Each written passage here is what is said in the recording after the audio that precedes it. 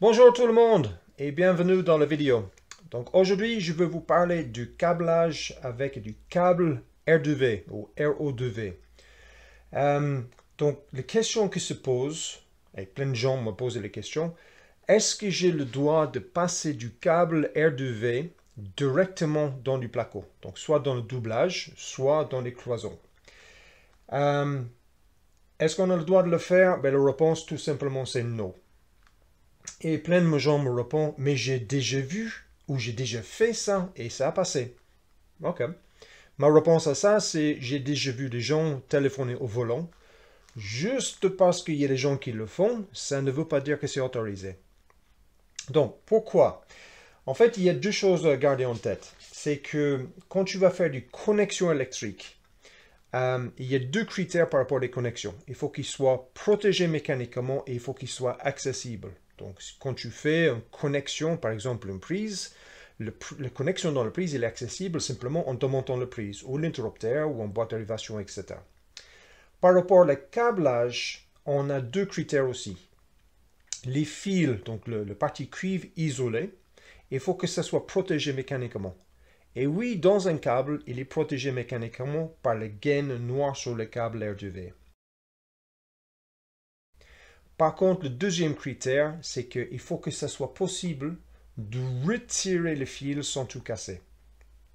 Si on prend un exemple, par exemple une maison plein pied ou un bureau dans un bâtiment tertiaire.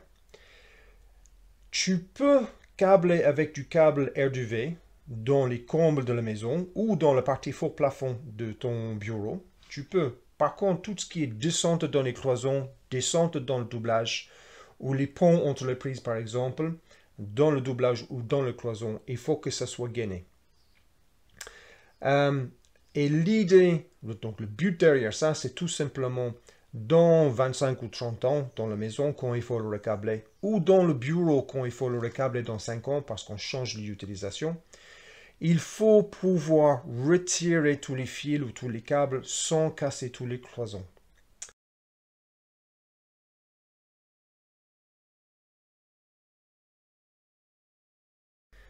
Bon, j'espère que c'était assez clair, l'histoire de passer les gaines ou passer les câbles dans le doublage.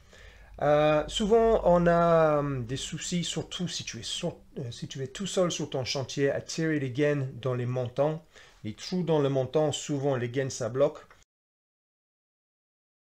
Donc, petite astuce, il y a des petits rondelles en plastique qui s'éclipsent dans les trous dans les montants et ça facilite le passage du gain. Donc, c'est un petit astuce. Si tu es tout seul sur un chantier, que vraiment tu vas galérer à passer tes gaines dans les montants, c'est une solution. Bon, c'est des appareils qui sont perdus. C'est utilisation unique. Hein. Tu clipses dans le montant, tu passes ta gaine, tu ne peux pas le récupérer. Bon, c'est pas très très cher non plus et ça peut te permettre de gagner du temps sur ton chantier. Donc voilà, j'espère que c'était assez clair.